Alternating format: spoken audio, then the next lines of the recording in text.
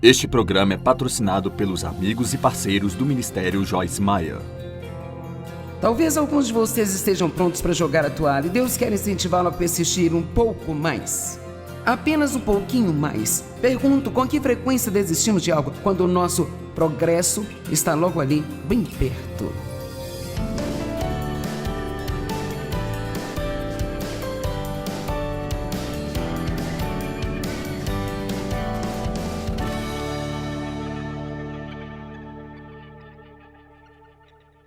Eu quero falar com você hoje sobre fidelidade. Fidelidade. Em Apocalipse 2, diz: seja fiel até a morte, e eu darei a você a coroa da vida. Então a fidelidade é algo que nós devemos manter durante toda a caminhada, até o final de nossas vidas. Então ser fiel significa manter seus compromissos. Hoje as pessoas elas realmente não entendem, eu acho, muito a respeito da importância de manter os seus compromissos. E quando você mantém um compromisso, significa que continua fazendo, mesmo quando não é mais tão empolgante. Isso significa que você continua fazendo quando passa por momentos em que você está realmente cansado de fazê-lo. E você faz quando parece que você não está tendo o resultado que você pensou que teria. E basicamente eu acho que nunca devemos parar com nada, a menos que a gente saiba que Deus diz: acabei com isso agora, você não precisa fazer isso mais. Amém? A definição da palavra fidelidade é muito longa. Eu vou ler para você apenas parte dela no dicionário Webster 1828. E se você quiser ter um excelente dicionário, você poderá adquirir o dicionário Webster 1828 pela internet. 34% desse dicionário era da palavra de Deus. As definições foram alteradas de forma bastante radical desde quando Webster escreveu o primeiro dicionário. Fidelidade, diz ele, é a firme adesão à verdade. A firme adesão aos seus deveres em seu relacionamento com Deus. Imagine ter um dicionário que lhe diga para aderir firmemente aos deveres de seu relacionamento com Deus. Aderir firmemente ao dever de ser leal, ser constante no desempenho de suas funções ou seus serviços, ser diligente em atender ao que uma autoridade lhe deu para fazer. Os indivíduos devem ser fiéis à sua palavra, fiéis ao seu governo, fiéis à sua constituição. As pessoas devem ser fiéis ao seu parceiro matrimonial, ser constante, não inconstante, verdadeiro e digno de confiança. A definição no hebraico é interessante, significa persistência. Então hoje nós vamos falar sobre a importância de persistir. Talvez alguns estejam prontos para jogar a toalha e Deus só quer encorajar você a ser persistente. Apenas um pouquinho mais. Pergunto-me, com que frequência desistimos de algo quando o nosso progresso está logo ali, bem perto? Amém? Então, eu tenho um exemplo que eu quero mostrar aqui. Pessoalmente, eu acho que é um dos melhores exemplos que Deus já me deu. Eu usei isso na TV algumas vezes, então eu não vou demorar muito para fazê-lo aqui hoje, mas é um quebra-cabeça de 6.000 peças. E sabe quando você tem um sonho ou um objetivo, o que você costuma ver é o produto acabado. Você não vê o que vai custar para chegar lá. Você vê o produto acabado. Quando Deus me chamou para o ministério, então eu vi no meu coração algo grande, ir ao redor do mundo pregando o evangelho, fazendo o tipo de coisas que eu estou fazendo agora, mas eu não tinha ideia de quanto tempo ia demorar e o que me custaria pessoalmente, em tempo e esforço e comprometimento com isso. Quando você começa um novo negócio, quando você começa um novo ministério, seja o que for, quando começamos, mesmo que seja eu querer perder 12 quilos, nós já no primeiro dia nos vemos magros, mas vai levar muito sacrifício não comer o que você quer comer para chegar lá. Ou quando você decide que vai se exercitar, você pode olhar para alguém, talvez você seja mulher e você vê uma mulher que está em boa forma e você pensa: "Oh, cara, é assim que eu quero ser." Talvez você seja um homem e você vê um cara com esses grandes músculos e pensa: "Uau, cara, eu quero ser desse jeito." Bem, você vê um produto acabado, mas então você tem que ser fiel. Todos digam: "Eu vou aprender a ser fiel." Você deve aprender a ser fiel ao plano por todo o caminho. Bem, se você sair e comprar um quebra-cabeça, eu realmente gostava muito de brincar de quebra-cabeça quando eu era pequena. Eu não faço isso agora, mas se você um dia comprou um quebra-cabeça, você o compra porque você gosta da imagem que viu na caixa. É mais ou menos como quando Deus te dá um sonho, uma visão para a sua vida, ou você tem um objetivo, algo que você quer alcançar. Você vê a imagem. Bem, eu não vou fazer isso, mas geralmente eu abro essa caixa e jogo essas 6.000 peças sobre a mesa, sabe? E são milhares de peças. De imediato você pensa, oh minha nossa, no que eu me meti? E você leva muito tempo apenas para virar todas aquelas peças e descobrir qual a imagem que você realmente deseja formar. Mas aqui está o que eu notei sobre isso, eu acho que é um ótimo exemplo. Se você olhar para isso aqui, qualquer quebra-cabeça que seja uma imagem de uma paisagem, a maior parte é verde e azul. Posso lhe garantir que há muito verde e azul na vida. Um pouco de outra cor aqui embaixo, mas a maior parte é verde e azul. E sabe, se você estiver montando esse quebra-cabeça, se já montou um, você sabe que junta todas as peças azuis e as peças verdes também. E cara, às vezes você fica tão cansado do azul. Quando você pensa que você não aguenta mais, talvez você consiga colocar uma pequena ponta de rosa. Isso anima você, sabe? Eu costumava ficar realmente cansada do verde, porque tudo começa a ficar parecido. Bem, quer saber, eu acho que quando as pessoas desistem é porque elas estão numa época de coisas corriqueiras, sabe? Todo dia fazendo as mesmas coisas, de novo e de novo e de novo e de novo. Levantar, dirigir no trânsito, ir ao trabalho, aguentar o chefe, receber seu salário, voltar para casa, pagar as contas, fazer a comida, lavar os pratos, ir ao supermercado, fazer as compras, gritar com as crianças e sabe, tudo isso. E não importa qual a vida que você tenha, ou a vida que você teve, você ainda passaria por tudo isso.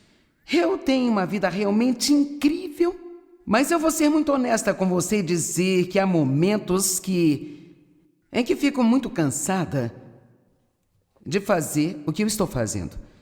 Agora, e sabe, é muito difícil dizer isso porque eu sou tão abençoada, mas todo mundo que chegasse aqui dizendo a verdade diria a mesma coisa. Não há nenhum de nós aqui neste lugar que às vezes não pensa assim: será que eu vou conseguir fazer isso mais uma vez, não é verdade? E nós fazemos. E por isso, é inútil pensar, bem, eu gostaria de ter tido a sua vida. E eu queria ter sua vida, e se eu tivesse a sua vida, porque eu posso lhe garantir, na vida de todos, não importa o quão bem-sucedidos sejam, todos devem passar pelo verde e o azul, para chegar então à imagem completa. Amém? Alguma das coisas que você está fazendo agora com que está insatisfeito, houve um momento em que você pensou assim: oh, cara, se eu pudesse fazer isso. Oh, uau, se eu conseguisse me casar. E agora você está pensando: oh, eu apenas quero ter um bebezinho, eu quero ter filhos. Vamos, eu preciso explicar isso por muito tempo. E então, eu acredito que o que Deus está procurando são pessoas fiéis, que passaram por todas as coisas e irão até o fim. Eu lhe garanto que não é necessário nenhum talento especial para começar algo. Mas é preciso muito para ver o que acontece durante o caminho até o final. Vamos, louve a Deus.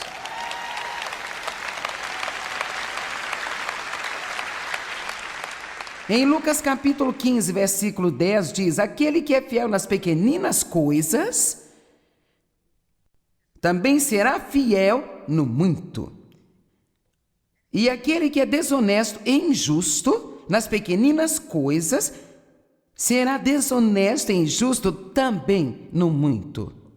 Eu acho que Deus aplica a nós o teste das pequenas coisas. Não despreze o dia dos pequenos começos. O meu ministério começou, e tenho certeza que de muitos pastores, ou seu negócio, ou seja lá o que for, não começou grande, começou pequeno. E eu tive que ser fiel nessas pequenas coisas.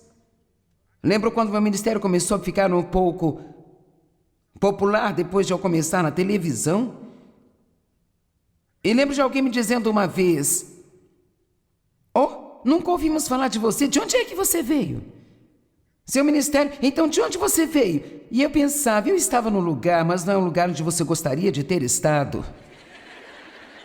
Veja, quando de repente você aparece e todos pensam que você é grande coisa, você teve que passar por um monte de coisas para chegar aonde você está. E ninguém estava batendo palmas e torcendo por você. Amém? O teste das pequenas coisas.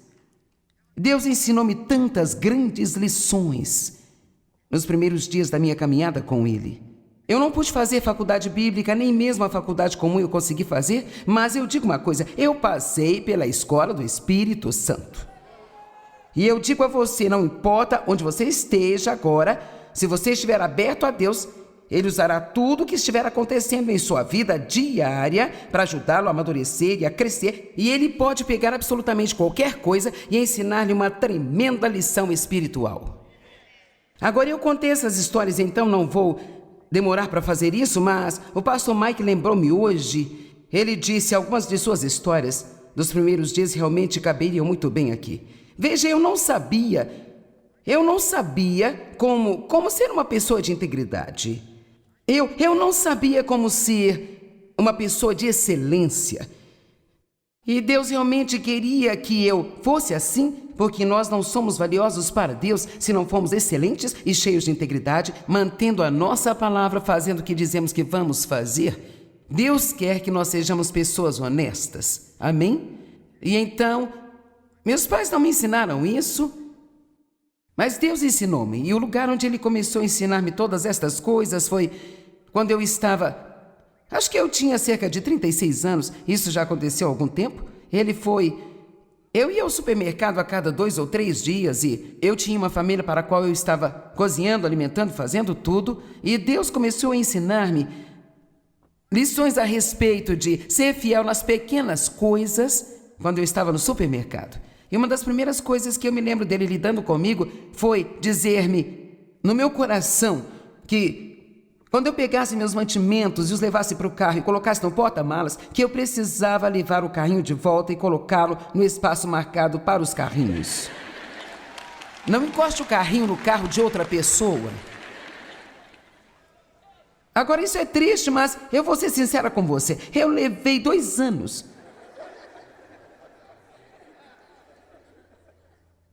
para chegar ao ponto de fazer isto sempre. Eu fazia às vezes se o tempo estivesse bom. Eu fazia algumas vezes se não estivesse com muita pressa. Mas eu estou dizendo para você fazer isso sempre, não importa o quão inconveniente isto seja. Vamos, eu estou falando com você. Eu tive muitos testes das pequenas coisas. Deixa eu te perguntar. Alguma vez você foi ao supermercado e então... Você estava com fome? É uma coisa ruim ir ao supermercado quando se está com fome. Porque se você estiver com fome, você só quer colocar tudo que puder no seu carrinho. E no momento que você chega ao último corredor com leite, ovos e todas essas coisas no seu carrinho, você percebe que não pode pagar todas essas coisas. Aí então você começa a tirar algumas coisas do seu carrinho, mas em vez de ir e colocar de volta onde você achou que provavelmente seria 12 lugares diferentes da loja do supermercado...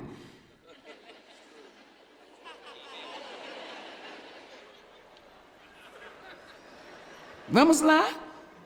Você tira todos esses itens e apenas coloca lá junto com o detergente. Ou então com sabão em pó. Bem, eu me lembro quando Deus começou a dizer-me: ponha onde você tirou, coloque lá de volta. E uma das maiores desculpas que usamos é: mas todo mundo faz isso. Todo mundo deixa o seu carrinho de compras encostado nos carros. Todo mundo. Quero lhe informar que você não é todo mundo, você é filho de Deus. E nós representamos o Rei. Quando você recebe troco a mais na loja, você não pode guardá-lo e pensar que é uma maneira sorrateira de Deus abençoar você? Você tem que devolver. Tudo isso faz parte de ser fiel. E eu acredito que essas coisas são testes em nossa vida. Eu acredito nisso com todo o meu coração, sabe? Se eu nunca tivesse começado a colocar meu carrinho de compras de volta, eu não estaria aqui hoje com vocês. Agora escute-me. Pequenas coisas podem ser muito mais importantes do que grandes coisas.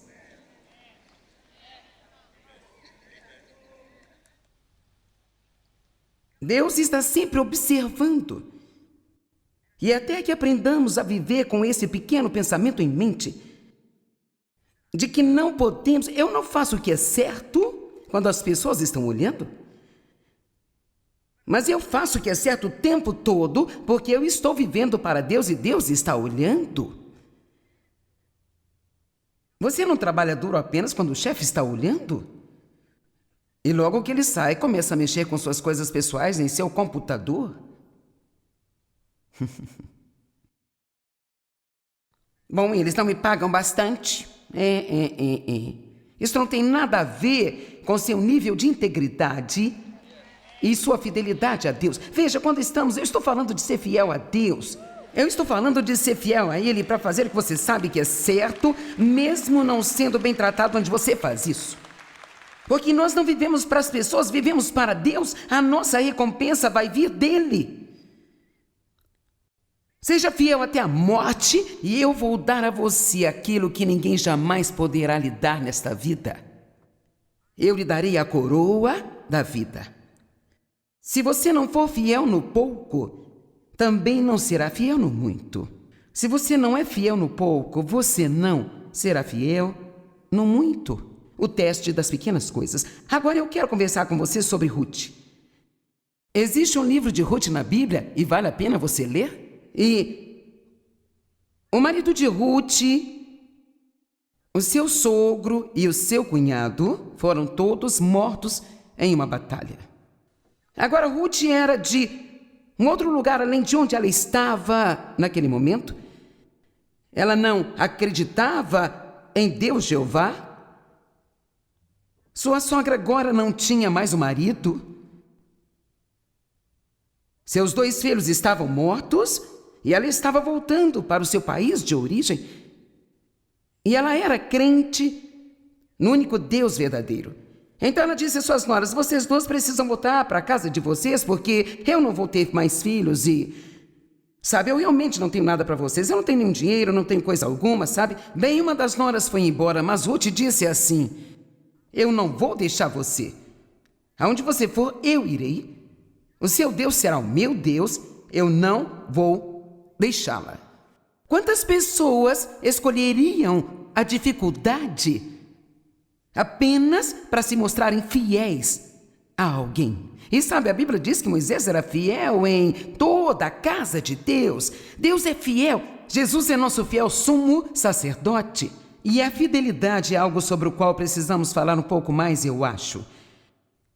Eu acho que todos sabemos que vivemos em um mundo hoje onde as pessoas não são realmente muito boas em manter a sua palavra, não mantêm os seus compromissos, elas não ligam para dizer por que não podem vir ou se não estão vindo, elas estão atrasadas o tempo todo, e eu acho, vou dizer apenas para acabar com isso, quero dizer, devemos ter muito cuidado para não sermos descuidados com o resto do mundo.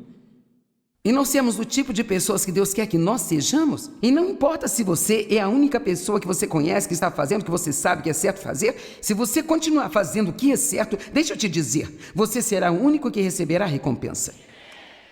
Então Ruth tomou uma decisão diferente da sua outra cunhada, mas ela fez o que é certo. Agora, elas chegaram ao lugar para onde iam e havia um homem muito rico chamado Boaz. Na verdade, ele era o homem mais rico do país naquela época. E ele era um tipo de parente de Noemi, que era a sogra de Ruth.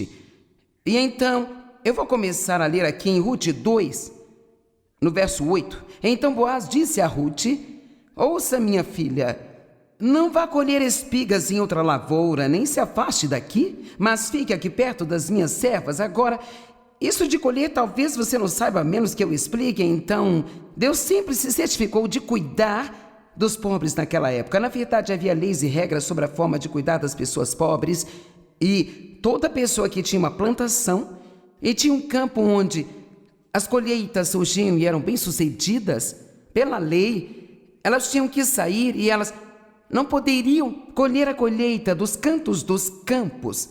Elas tinham que deixar isso lá, para os pobres. E então, quando os trabalhadores terminavam o trabalho, as pessoas pobres entravam e elas colhiam nesses campos e era o que elas tinham para comer. Então Boaz disse a Ruth: não vá para outro lugar para colher, minha filha. Você pode colher aqui, em meu campo. Veja onde as moças estão ceifando e vá atrás delas. Darei ordem aos rapazes para que não toquem em você. Então agora ele está se certificando de que ela não vai se machucar e estava cuidando de que ela tivesse algum alimento. Porque Boaz, o homem mais rico do lugar, de repente mostra a ela o seu favor? Bem, eu acho que isso remonta à época de sua fidelidade em ficar com a sua sogra. Deixa eu te contar um segredo. Se você for uma pessoa fiel, você liberará o favor de Deus sobre a sua vida. Eu não sei sobre você, mas eu amo o favor. Eu adoro quando as pessoas fazem coisas para mim e não há nenhuma razão para fazer. Elas estão fazendo porque elas querem agradar e é apenas um favor que elas fazem. Eu acredito que está ligado ao nosso relacionamento com Deus. Se você é fiel nas pequenas coisas, Deus lhe dará o favor que o deixará em estado de choque. E quando tiver sede, beba água dos potes que os rapazes encheram. Então ela se inclinou e, prostrada com o rosto em terra, exclamou: por que achei favor aos seus olhos a ponto de o Senhor se importar comigo, uma estrangeira? E então Boaz respondeu: contaram-me tudo que você tem feito para sua sogra, desde a morte do seu marido, e como você deixou seu pai, sua mãe, sua terra natal para viver com um povo desconhecido para você antes de chegar aqui. O Senhor lhe retribua, e essa palavra significa recompensa. O Senhor lhe retribua o que você tem feito, e uma rica recompensa lhe será dada por Deus, o Deus de Israel, sob cujas asas você veio buscar refúgio. Estou demorando um pouco para ler isso, porque eu vou chegar a algo que eu amo. Então ela disse: deixe-me encontrar um favor aos seus olhos, meu Senhor, pois o Senhor me deu ânimo e me encorajou e abençoou a sua serva, embora eu sequer seja uma de suas servas. E na hora das refeições ele disse a ela para vir comer com eles, e abençoou, e abençoou, e abençoou. Mas verso 16, eu amo o versículo 16. Ele foi aos seus servos e ele disse a eles: bem, vamos ler o verso 15. E quando ela se levantou para colher, Boaz ordenou a seus servos, dizendo: mesmo que ela recolha entre os feixes, não a repreendam. Agora ele está fazendo arranjos especiais para que ela possa ir a uma parte do campo onde outras pessoas não podiam ir. Tirem para ela algumas espigas e tirem espigas dos feixes e deixem-nas cair de propósito, para que ela possa recolhê-las e vocês não a impeçam. Aqui está o que eu quero mostrar hoje. Se você for fiel a Deus, especialmente quando ninguém estiver olhando e especialmente nas pequenas coisas, mesmo quando você estiver nos tempos de fidelidade antes da sua colheita, você pode até não estar tendo o que quiser, mas Deus em sua vida, ao longo do seu caminho, deixará pequenos feixes de propósito para você. Sabe o que eu quero dizer com isso? Pequenas piscadelas de Deus, apenas para que você saiba que Ele está ali.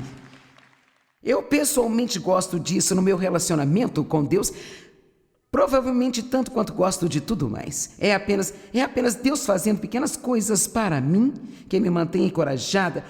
Isso me mantém de pé. Um dia na semana passada, minha filha enviou-me uma foto de uma capa de celular que ela tinha comprado para mim. Ela disse: olá mamãe, eu vi isso online, eu comprei para você, eu espero que você goste. E ela me deu essa capa de celular dizendo assim: eu amo você, mãe. Bem, eu orei: obrigada, Senhor, por esta piscadela.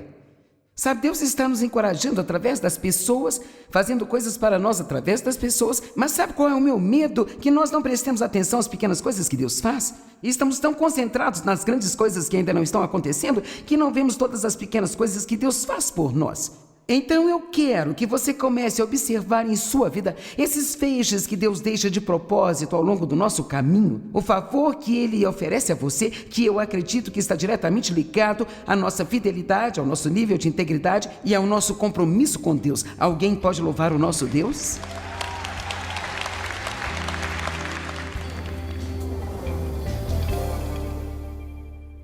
Bem, se Deus está lhe pedindo que seja fiel em uma situação, mas você está ficando cansado ou impaciente, não desista, porque na verdade o seu progresso pode estar ali bem perto. O diabo é especialista em usar inúmeras circunstâncias